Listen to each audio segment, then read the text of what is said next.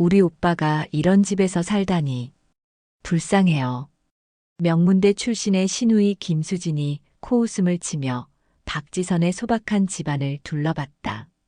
고개를 푹 숙인 채 집안 구석에 서 있던 박지선은 그 말을 듣고 주먹을 꽉 쥐었다.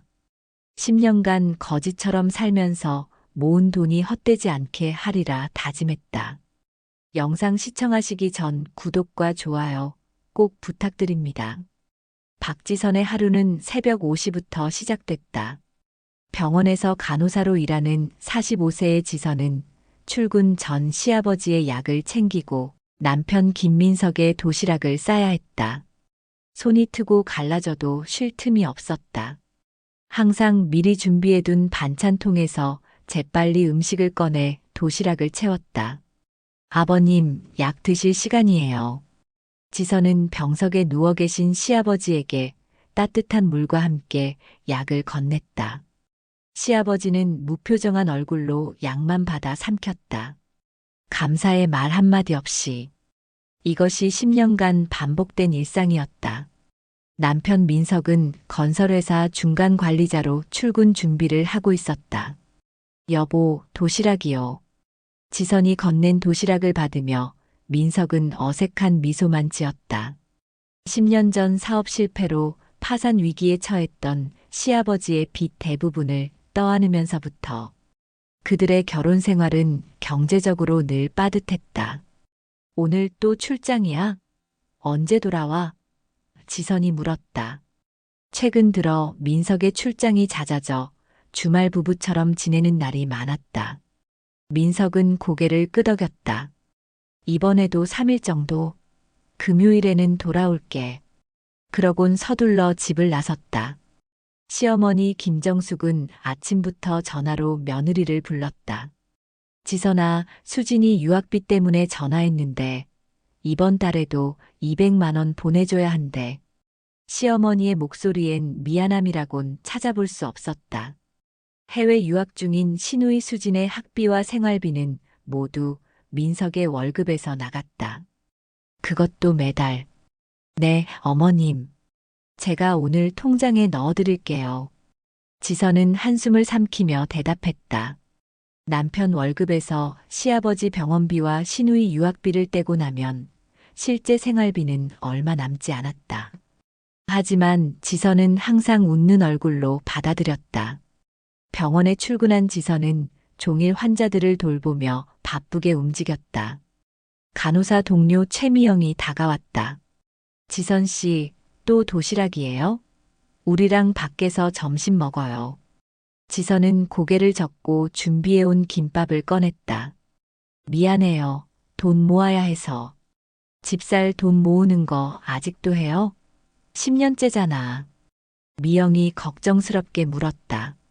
지선은 쓸쓸한 미소를 지었다. 조금만 더 참으면 돼요. 이제 거의 다 모았어요. 퇴근 후 지선은 시장에 들러 할인하는 채소와 고기를 샀다. 항상 마감 할인 시간에 맞춰 장을 봤다. 시장 상인들은 이제 지선을 알아보고 덤을 더 얹어주기도 했다. 집으로 돌아오는 버스 안에서 지선은 창밖을 바라보며 꿈을 꿨다. 조금만 더 참으면 우리 집이 생겨. 집에 돌아온 지선은 시아버지의 저녁 약을 챙기고 간병을 했다. 시아버지는 그저 TV만 응시할 뿐 며느리의 정성에 감사의 말 한마디 없었다. 그래도 지선은 묵묵히 자신의 일을 해냈다. 저녁을 준비하는 동안 시어머니가 찾아왔다. 지선아, 우리 민석이가 너 같은 여자 만나서 고생한다더라. 뜬금없는 말에 지선은 칼을 쥔 손에 힘이 들어갔다. 하지만 표정 하나 바꾸지 않고 대답했다.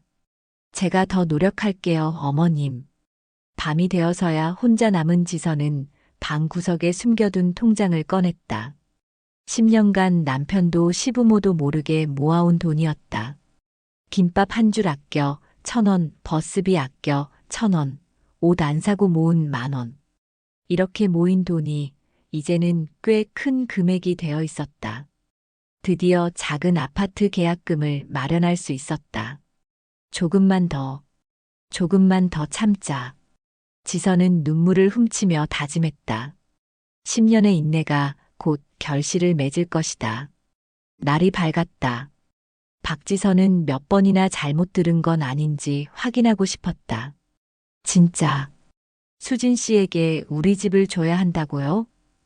어제 갑자기 소집된 가족회의에서 시어머니 김정숙이 던진 폭탄 선언이 머릿속을 맴돌았다. 쿵. 심장이 무겁게 내려앉았다. 10년 동안 거지처럼 살면서 모은 돈으로 이제 막 계약한 작은 아파트를 신우이의 신혼집으로 내놓으라니.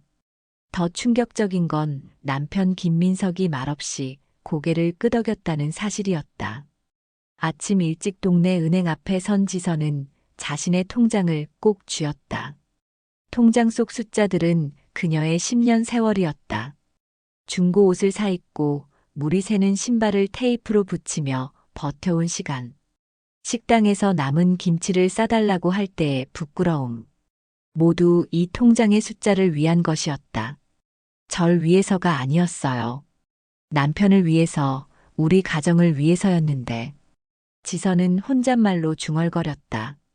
은행 직원이 부르기 전까지 그녀는 창밖만 멍하니 바라보고 있었다. 지선의 희생은 10년 전부터 시작됐다. 결혼 첫날부터 시아버지의 병간호와 시어머니의 갑질, 남편의 무관심까지 모든 것을 견뎌냈다. 시어머니는 매일 아침 전화로 지선을 불러 이것저것 심부름을 시켰다. 너네 집에 생활비 보태줄 테니까 내 월급 전체를 수진이 유학비로 보내. 그 생활비란 겨우 쌀과 김치를 살 정도의 적은 금액이었다. 병원에서도 지선은 쉴 틈이 없었다. 다른 간호사들이 커피를 마시며 쉴 때도 그녀는 더 많은 환자를 담당했다. 초과 근무 수당을 위해서였다. 매달 조금씩, 아주 조금씩 돈을 모았다. 지선 씨는 왜 그렇게 악착같이 일해요? 동료 간호사 미영이 물었었다. 지선은 웃으며 대답했다. 꿈이 있으니까요. 그 꿈은 단순했다. 자신과 남편이 편히 쉴 수 있는 작은 집 한 채. 매달 전세금이 오른다는 통보에 밤잠 설치지 않아도 되는 안정된 살. 그것이 지선의 전부였다. 어느 날 밤 남편이 술에 취해 들어왔을 때였다. 미안해. 내가 너무 무능해서. 민석이 갑자기 울먹였다. 지선은 남편의 등을 토닥이며 위로했다. 우리 함께 이겨낼 수 있어요. 조금만 더 참아요. 민석은 그날 처음으로 모든 것을 털어놓았다. 시아버지의 부채가 생각보다 훨씬 크다는 것. 월급의 대부분이 빚 갚는 데 들어간다는 것. 그리고 시어머니가 수진의 유학비를 더 내라고 압박한다는 것까지. 그건 내가 알아서 할게요. 지선이 남편의 손을 꼭 잡았다. 우리 집 꼭 마련할 거예요. 그날 이후 지선은 더 절약하고 더 많이 일했다. 주말에도 아르바이트를 했고 밤에는 병원 당직도 자원했다. 시간이 흘러 지선의 통장은 조금씩 두꺼워졌다. 남편은 여전히 출장이 잦아 주말에만 얼굴을 볼 수 있었지만 지선은 묵묵히 자신의 길을 걸었다. 그러던 어느 날 병원에서 만난 노인 환자 최 회장이 지선에게 말했다. 간호사님 같이 효심 깊은 사람 처음 봤어요. 당신 시부모님은 복이 많은 분들이시네요. 지선은 쓸쓸한 미소만 지었다. 제가 해야 할 일을 할 뿐이에요. 최 회장은 지선의 손을 꼭 잡았다. 자신을 너무 혹사하지 마세요. 세상은 생각보다 냉정해요. 그 말을 듣는 순간 지선의 눈에서 눈물이 흘렀다. 10년간 들어본 가장 따뜻한 말이었다. 그날부터 최 회장과 지선은 특별한 유대감을 형성했다. 신우이 수진이 해외 유학을 마치고 귀국하던 날, 시어머니는 특별히 한식을 차려 대접하라고 했다. 지선은 밤새 음식을 준비했다. 수진은 지선을 보자마자 얼굴을 찌푸렸다. 언니, 왜 이렇게 늙어 보여요? 관리 좀 하세요. 그 말에 지선은 아무 말도 하지 않았다. 단지 수진의 옆에 선 외국인 남자가 누구인지 궁금할 뿐이었다. 이쪽은 제 약혼자 마이클이에요. 수진이 자랑스럽게 소개했다. 곧 결혼할 거예요. 그날 밤 가족회의가 열렸다. 시어머니의 폭탄 선언은 그렇게 시작됐다.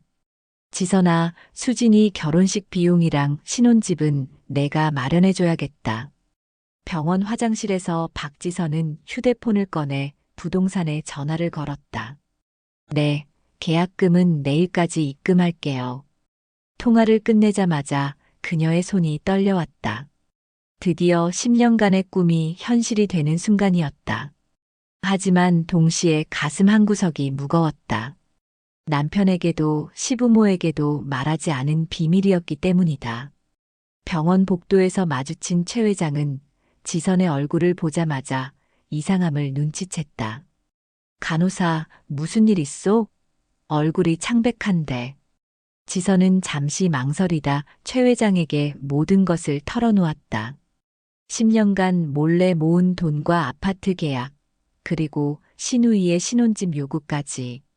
최 회장은 지선의 이야기를 진지하게 들었다. 자네가 그런 일을 당하다니 믿기지 않네. 최 회장이 한숨을 쉬었다. 참 이상한 세상이야. 자네같이 효심 깊고 성실한 사람이 이런 대우를 받다니. 최 회장의 말에 지선은 작게 미소를 지었다. 괜찮아요. 저는 그래도 제 꿈을 이룰 수 있으니까요.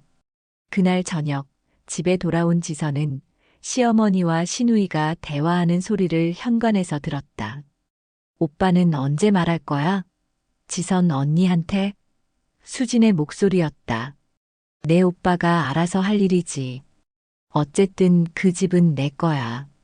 내가 유학 간 동안 지선이가 번 돈으로 아파트를 샀다니 마침 잘 됐지 뭐. 시어머니의 말에 지선은 심장이 내려앉는 느낌이었다. 그때 수진의 약혼자라는 마이클이 영어로 뭐라고 물었다. 수진이 대답했다. 걱정 마. 이제 곧 우리 집이 생길 거야. 지선은 문을 열지 못하고 그 자리에 선 채로 얼어붙었다. 내가 남편 몰래 집을 계약한 것처럼 그들도 나 몰래 계획을 세운 거구나. 온몸에 전율이 흘렀다. 그녀는 조용히 집을 빠져나와 인근 공원 벤치에 앉았다. 밤하늘의 별들이 무심하게 빛나고 있었다. 이제 어떻게 해야 하지? 머릿속이 복잡했다. 다음 날 병원에서 지선은 평소와 다른 모습이었다. 환자들에게 미소는 지었지만 눈빛이 공허했다. 동료 간호사 미영이 다가왔다. 지선 씨, 무슨 일 있어요? 얼굴색이 안 좋아요. 지선은 잠시 망설이다 말했다. 내일 집 계약금 내려고요. 와, 드디어. 축하해요. 미영이 기뻐했다. 근데 시댁에서 그 집을 시누이 신혼집으로 달라고 하네요. 미영의 표정이 굳었다. 뭐라고요? 말도 안 돼. 지선 씨가 10년 동안 모은 돈인데. 그때 병실에서 벨소리가 울렸다. 지선이 서둘러 최 회장의 병실로 향했다. 아, 간호사. 잠깐 이야기 좀 하지. 최 회장이 지선을 불렀다. 내가 어제 자네 이야기를 듣고 좀 알아봤네.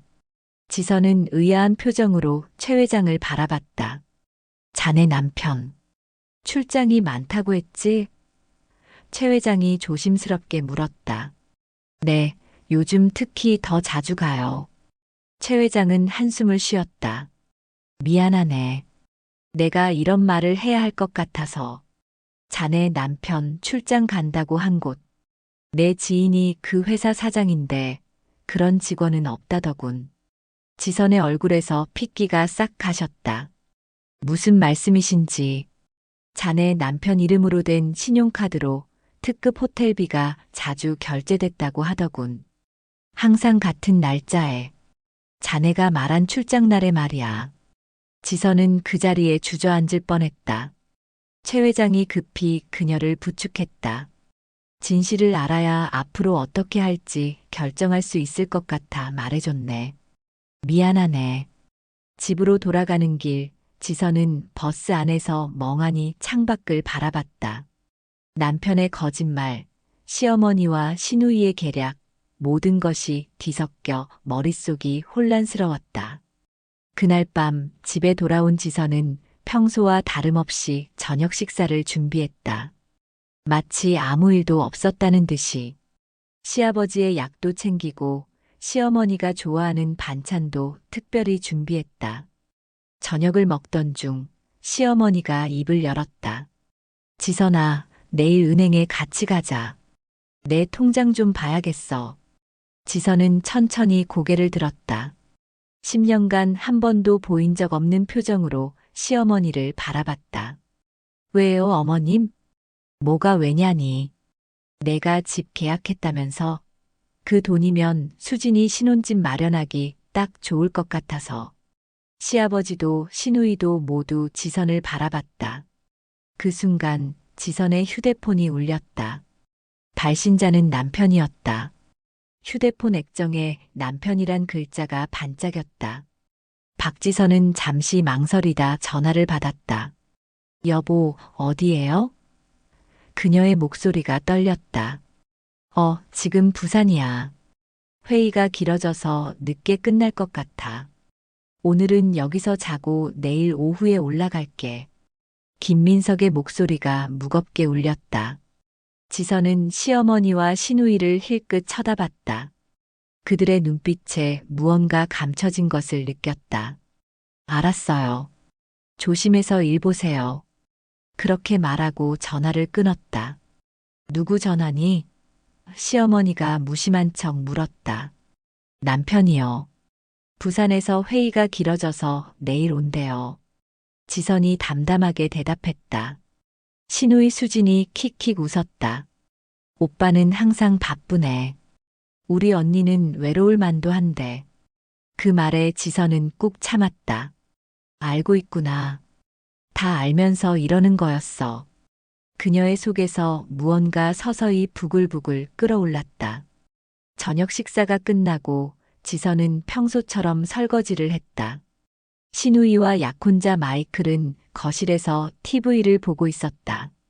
지선은 그들의 대화를 귀 기울여 들었다. 언제 진실을 말할 거야? 마이클이 영어로 물었다. 고지야. 집만 먼저 확보하면 돼. 수진이 영어로 대답했다. 지선은 귀를 의심했다. 자신은 영어를 못한다고 생각하는 모양이었다. 하지만 지선은 병원 일을 위해 꾸준히 영어 공부를 해왔다. 모든 대화를 완벽히 이해할 수 있었다. 그 여자가 의심하지 않아? 마이클이 다시 물었다. 걱정 마. 지선 언니는 바보야. 10년 동안 우리 집안 노예처럼 살았어. 수진의 냉정한 대답에 지선의 가슴이 찢어지는 것 같았다. 그날 밤 지선은 결심했다.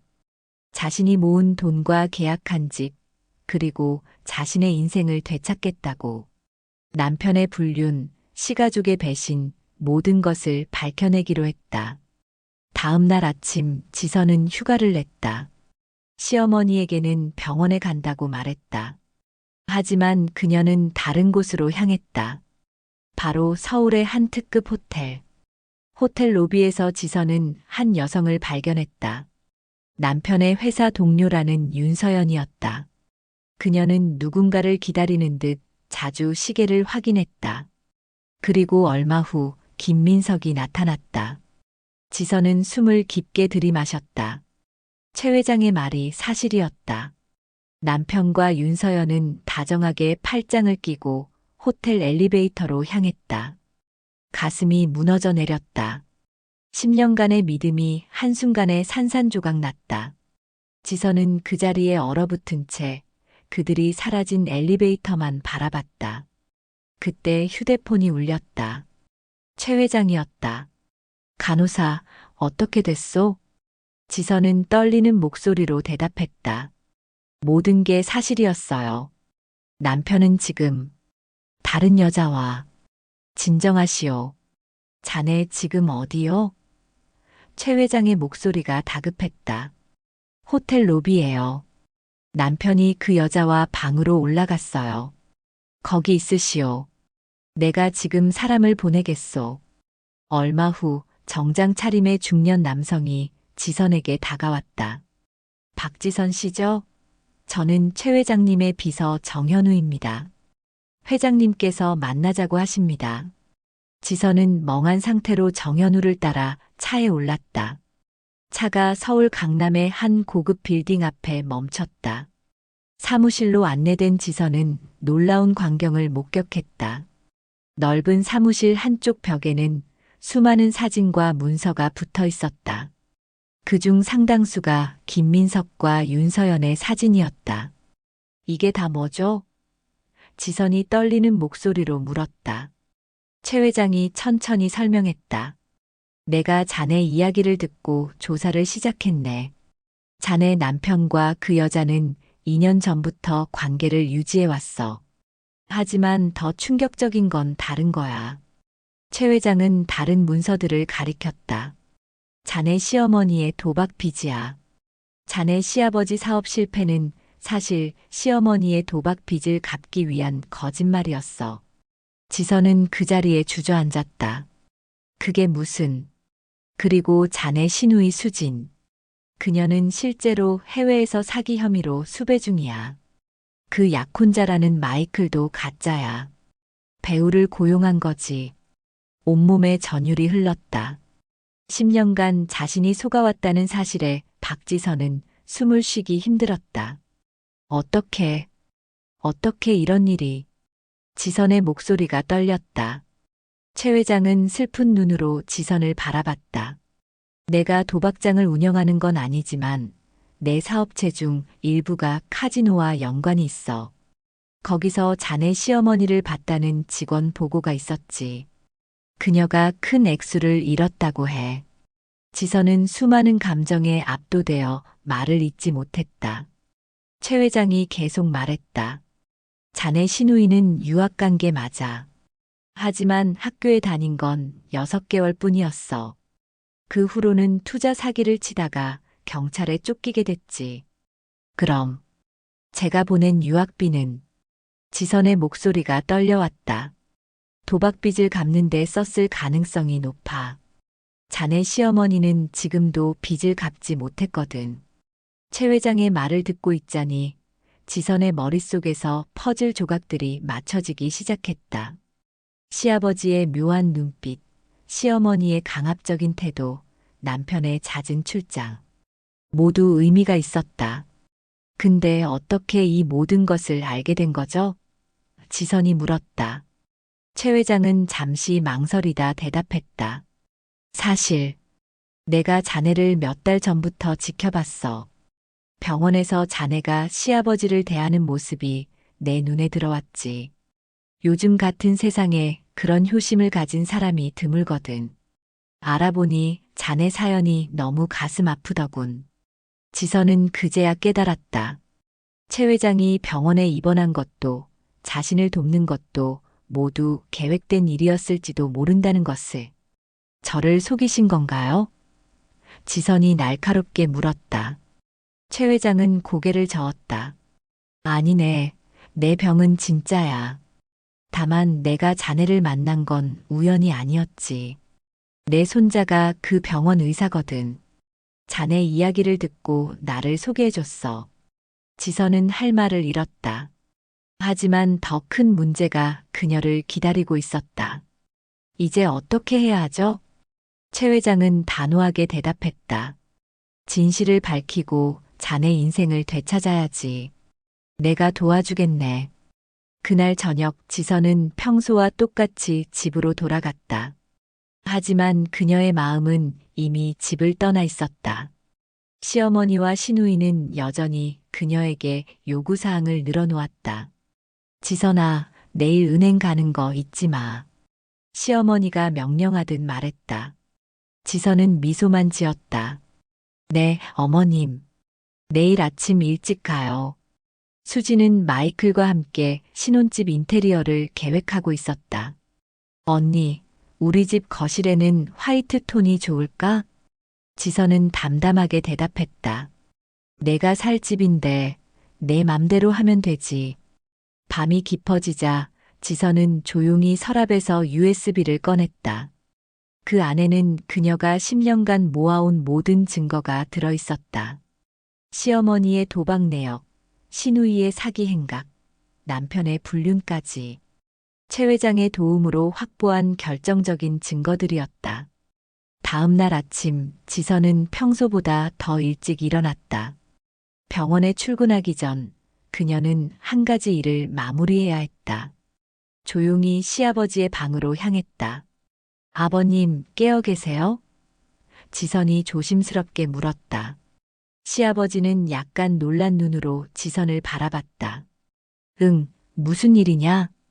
지선은 깊은 숨을 들이쉬고 말했다. 아버님, 제가 알게 된 것이 있어요. 아침 햇살이 방 안을 가득 채웠다. 박지선은 시아버지 앞에 앉아 USB를 꺼냈다. 이걸 봐주세요. 노트북을 열어 파일들을 보여주기 시작했다. 시아버지 김영호의 표정이 점점 굳어졌다. 그의 아내 정숙이 카지노에서 도박하는 모습, 딸 수진이 해외에서 사기 행각을 벌이는 증거, 아들 민석이 다른 여자와 호텔에 드나드는 사진까지 모든 진실이 낱낱이 담겨 있었다. 이게 다 진짜냐?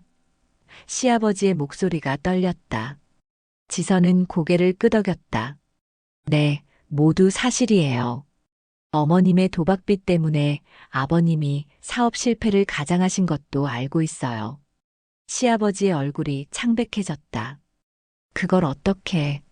제가 10년 동안 당한 일에 비하면 아무것도 아니에요. 지선의 목소리는 더 이상 떨리지 않았다. 아버님은 무슨 생각으로 10년 동안 저를 이렇게 이용하셨어요? 시아버지는 말없이 고개를 숙였다. 오랜 침묵 끝에 그가 입을 열었다. 미안하다. 정말 미안하다. 그의 진심 어린 사과에 지선은 잠시 흔들렸다. 하지만 10년간의 상처는 쉽게 치유될 수 없었다. 제가 오늘 밝히려는 진실은 아버님만 아시면 돼요.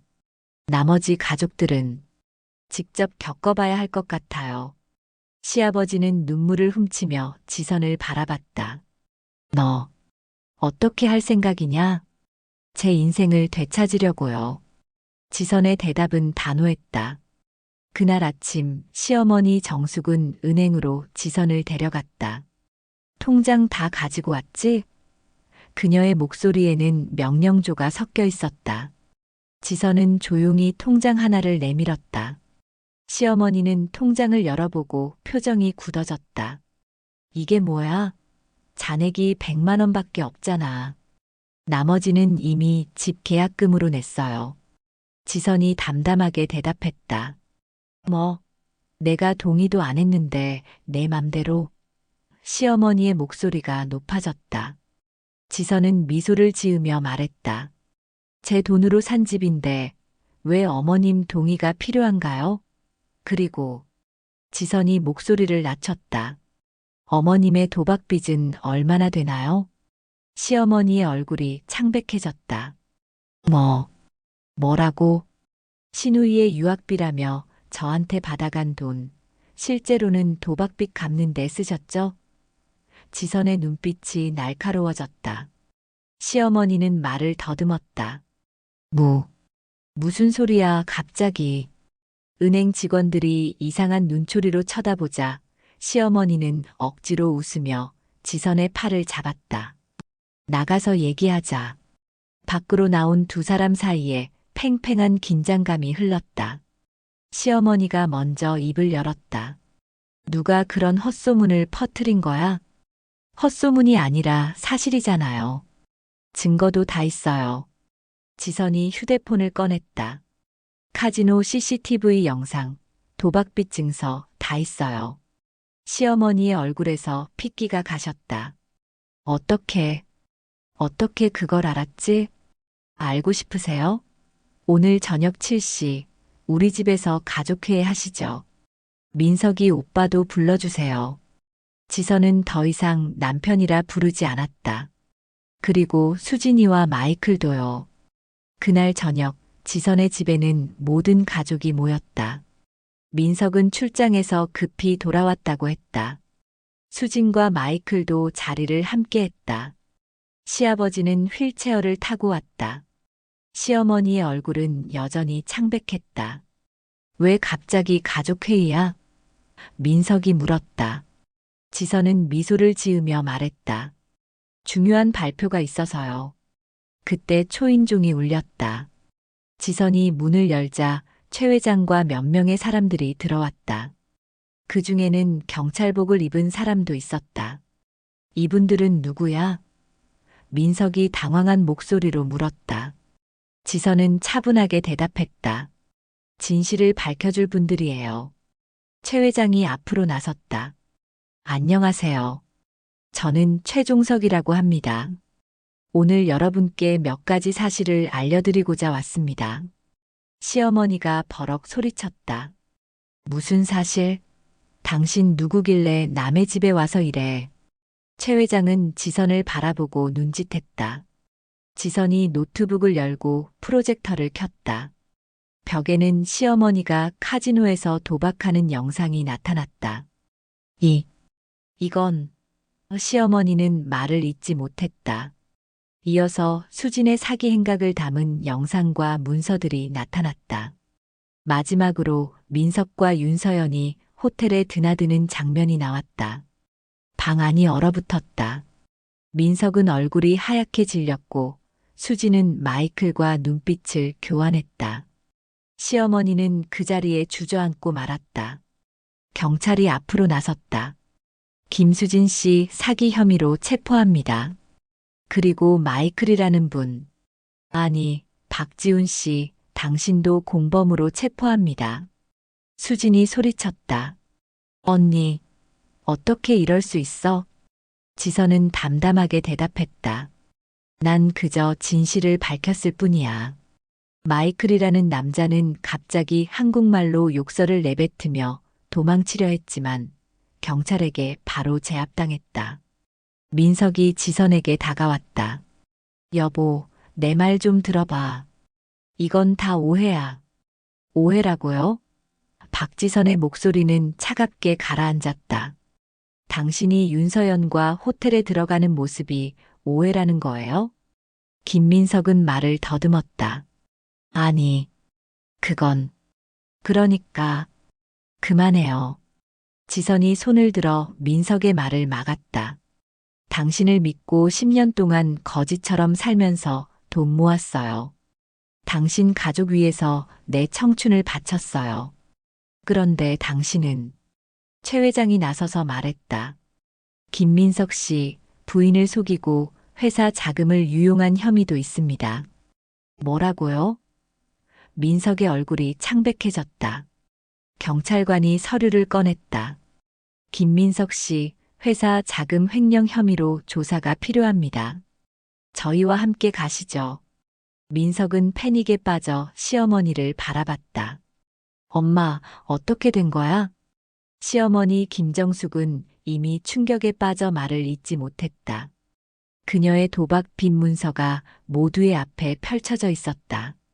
10년간 지선에게 받아간 돈이 어디로 갔는지 명확히 보여주는 증거였다. 시아버지 김영호는 휠체어에 앉아 모든 상황을 지켜보고 있었다. 그의 눈에는 깊은 후회와 슬픔이 담겨 있었다. 지선아, 정말 미안하다. 지선은 시아버지를 바라봤다. 그가 유일하게 진심으로 사과한 사람이었다. 아버님은 요양원으로 모시겠습니다. 제가 직접 간병할게요. 그 말에 시아버지의 눈에서 눈물이 흘렀다. 내가 뭔 자격으로. 경찰은 수진과 마이클 실제 이름 박지훈을 체포했다. 두 사람은 해외에서 투자 사기를 쳐 수십억을 가로챈 혐의를 받고 있었다. 민석도 회사 자금 횡령 혐의로 조사를 받기 위해 경찰서로 향했다. 방 안에는 지선, 최 회장, 그리고 시어머니만 남았다. 시어머니는 여전히 충격에서 벗어나지 못하고 있었다. 어떻게, 어떻게 이럴 수 있니? 시어머니가 떨리는 목소리로 물었다. 지선은 차분하게 대답했다.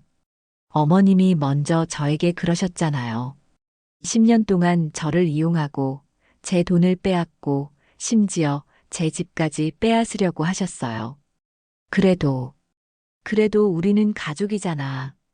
시어머니가 소리쳤다. 지선은 슬픈 미소를 지었다. 가족이 서로 이용하고 속이나요? 저는 진짜 가족이 되고 싶었어요. 하지만 어머님은 저를 단 한 번도 가족으로 생각하지 않으셨죠. 최 회장이 나서서 말했다. 김정숙 씨, 카지노 빚 4억 5천만 원. 지금 당장 갚으셔야 합니다. 시어머니의 얼굴이 하얗게 질렸다. 그걸 어떻게 갚아? 모르는 척하지 마세요. 지선이 냉정하게 말했다. 어머님이 숨겨둔 금괴와 현금이 있다는 것도 알고 있어요. 시어머니는 놀란 표정을 감추지 못했다. 어떻게? 다 조사했어요. 어머님 옷장 뒤 벽면에 숨겨둔 금고, 거기 5억 상당의 재산이 있죠? 시어머니는 말문이 막혔다. 자신이 몰래 모아둔 재산을 지선이 알고 있다는 사실에 충격을 받은 것이었다. 최 회장은 단호하게 말했다. 그 돈으로 빚을 갚으시고 남은 돈은 김영호 씨의 요양비로 사용될 겁니다. 시어머니는 이제 무너진 듯 했다. 그녀의 모든 계략이 수포로 돌아갔다. 내가 어떻게 살아? 지선은 시어머니를 무심하게 바라봤다. 걱정 마세요. 제가 운영할 요양원에서 청소부로 일하실 수 있어요. 숙식은 제공해 드릴게요. 그 말에 시어머니는 경악했다. 뭐, 내가 청소부를? 말도 안 돼. 아니면 감옥에 가실래요? 사기 방조죄로요. 지선의 말에 시어머니는 입을 다물었다. 최 회장은 지선의 어깨를 토닥였다. 이제 됐소. 자네 인생을 새롭게 시작할 시간이야. 그날 밤 지선은 10년 만에 처음으로 편안한 마음으로 잠자리에 들었다. 그녀가 계약한 아파트는 온전히 그녀의 것이 되었다. 더 이상 거짓과 속임수에 둘러싸인 삶이 아닌 진실한 삶을 살 수 있게 된 것이다. 다음 날 지선은 최 회장의 제안으로 새로운 일을 시작하게 되었다. 그녀의 간호 경험을 살려 노인 요양시설을 운영하는 일이었다. 최 회장은 초기 자금을 지원했고 지선은 그 돈으로 작은 요양원을 열었다. 시아버지는 그녀의 첫 번째 입소자가 되었다. 지선은 여전히 시아버지를 정성껏 돌봤다. 비록 그가 10년간의 속임수에 일조했지만 진심으로 사과한 유일한 사람이었기 때문이다. 왜 나를 이렇게 잘해주나? 시아버지가 어느 날 물었다. 지선은 미소를 지으며 대답했다. 제가 그런 사람이니까요. 저는 진짜 효심이 있었어요. 비록 어머님과 오빠, 수진이가 그걸 이용했지만요. 시아버지의 눈에 눈물이 고였다. 내가 정말 미안하다. 3개월이 지났다. 박지선의 작은 요양원 행복의 집은 입소 대기자가 늘어날 정도로 인기가 많아졌다.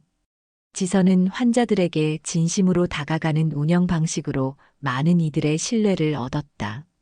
어느 날 지선이 사무실에서 서류 작업을 하고 있을 때 노크 소리가 들렸다. 들어오세요. 문이 열리고 김민석이 초라한 모습으로 들어왔다. 그는 구치소에서 나온 지 얼마 되지 않아 보였다. 지선아. 지선은 차분하게 그를 바라봤다. 무슨 일이에요? 용서해줘. 민석의 목소리가 떨렸다. 내가 너무 어리석었어. 지선은 한숨을 쉬었다. 이제 와서 용서를 바라는 건가요? 당신이 저지른 일을 생각해 보세요. 민석은 고개를 숙였다. 나도 알아.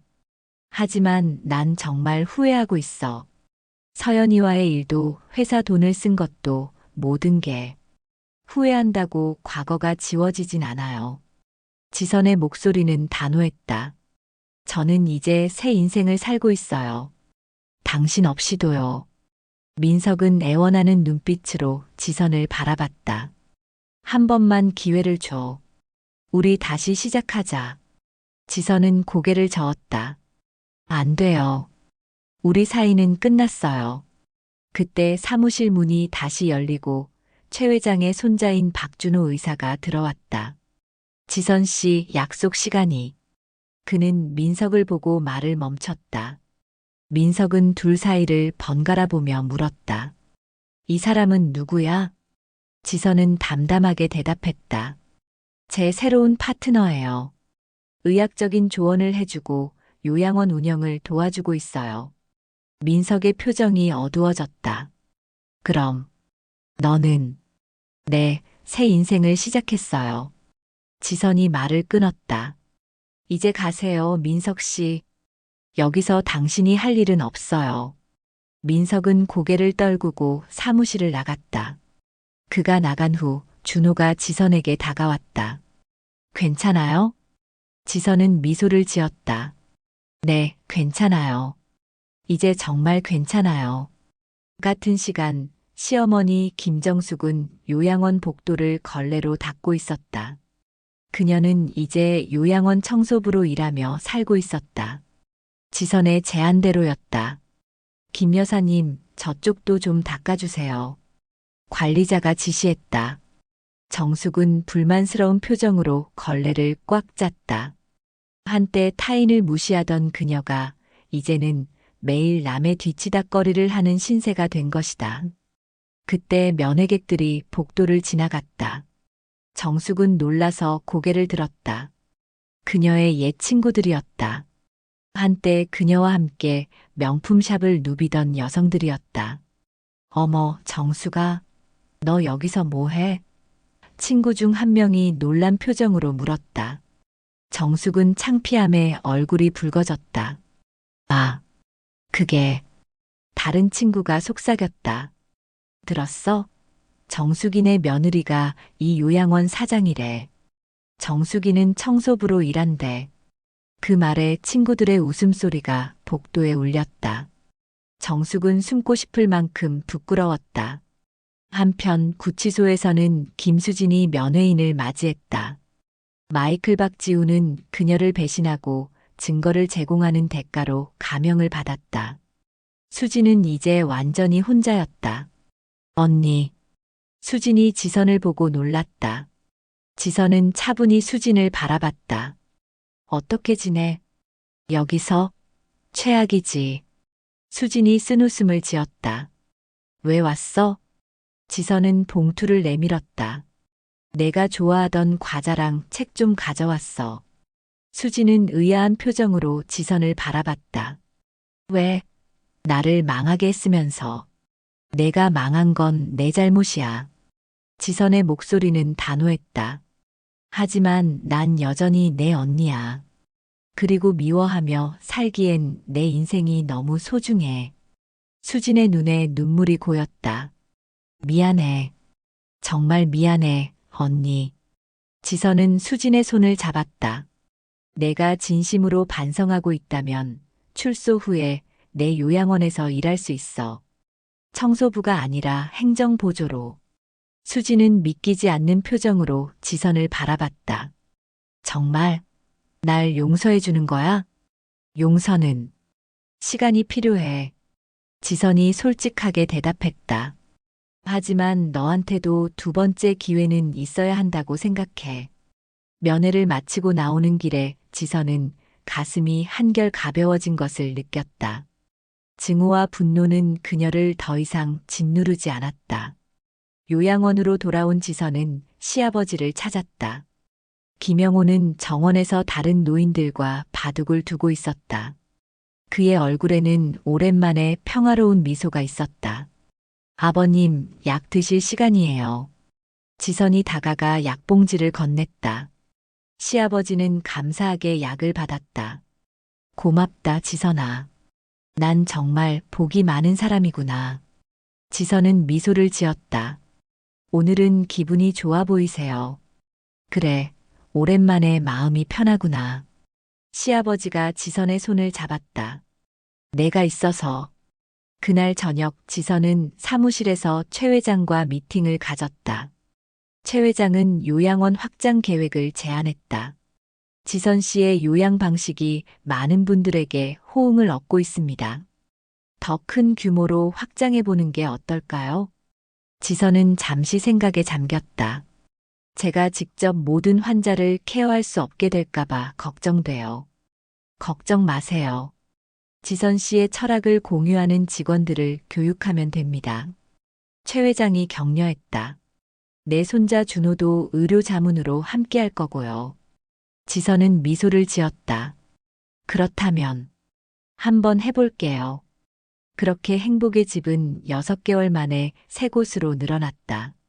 지선은 노인 간호에 관한 특별한 메소드를 개발했고, 이는 의료계에서도 주목받기 시작했다. 어느 날 박준호가 들뜬 표정으로 지선의 사무실로 뛰어들어왔다.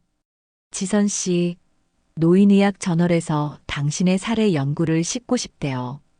지선은 놀란 표정으로 준호를 바라봤다. 정말요? 그게 가능한가요? 당연하죠. 지선 씨의 간호 방식은 혁신적이에요. 존중과 공감을 바탕으로 한 케어가 노인들의 회복과 정신 건강에 얼마나 긍정적인 영향을 미치는지 통계적으로도 확인됐어요. 지선의 눈에 눈물이 고였다.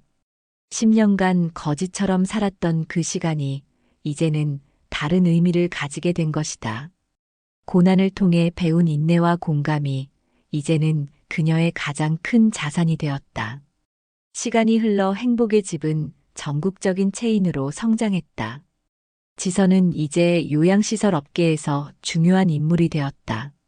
그녀의 이야기는 많은 사람들에게 영감을 주었고, 한 방송사에서는 그녀의 삶을 다큐멘터리로 제작하기도 했다.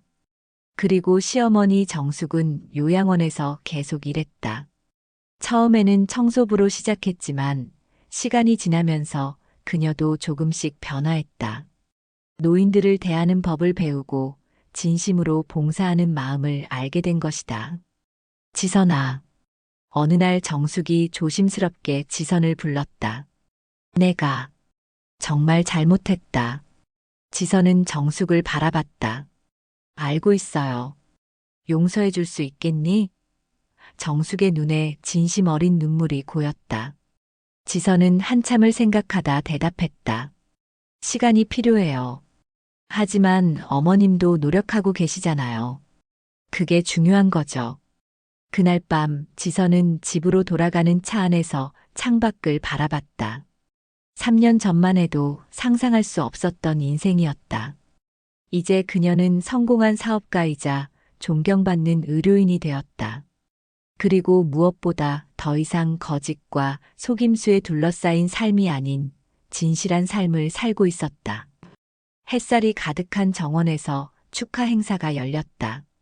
행복의 집 요양체인 10호점 개소식이었다. 박지선은 우아한 원피스를 입고 많은 하객들의 축하를 받고 있었다. 그녀의 옆에는 이제 그녀의 남편이 된 박준호가 서 있었다. 축하해요, 회장님. 직원들이 꽃다발을 건넸다. 지선은 겸손하게 고개를 숙였다. 모두 여러분 덕분이에요. 혼자서는 절대 이룰 수 없었던 일이죠. 뒤편에서는 최 회장이 휠체어를 타고 행사를 지켜보고 있었다. 그의 얼굴에는 뿌듯한 미소가 가득했다. 지선은 최 회장에게 다가가 허리를 숙였다. 아버님, 오늘 와주셔서 감사해요. 최 회장은 미소를 지었다. 지선과 준호가 결혼한 후 그는 지선을 딸이라 부르며 친딸처럼 아꼈다. 내가 자랑스러울 따름이야. 넌 정말 대단한 일을 해냈어. 행사장 한쪽에는 시아버지 김영호도 있었다. 그는 이제 요양원 자원봉사자로 다른 노인들을 돕는 일을 하고 있었다. 지선을 보자 그는 따뜻한 미소를 지었다. 우리 지선이 정말 대단하구나. 지선은 시아버지에게 다가가 포옹했다. 아버님이 계셔서 더 힘이 나요. 그때 행사장 입구에 소란이 일었다. 초라한 차림의 여성 둘이 들어오고 있었다. 수진과 정숙이었다. 수지는 2년 전 출소 후 지선의 회사에서 일하기 시작했고 정숙은 여전히 요양원에서 근무하고 있었다. 언니, 수진이 조심스럽게 다가왔다. 축하해. 정말 대단해. 지선은 미소를 지었다. 고마워, 수진아. 요즘 일은 어때? 많이 배우고 있어. 수진의 눈에는 진심이 담겨 있었다.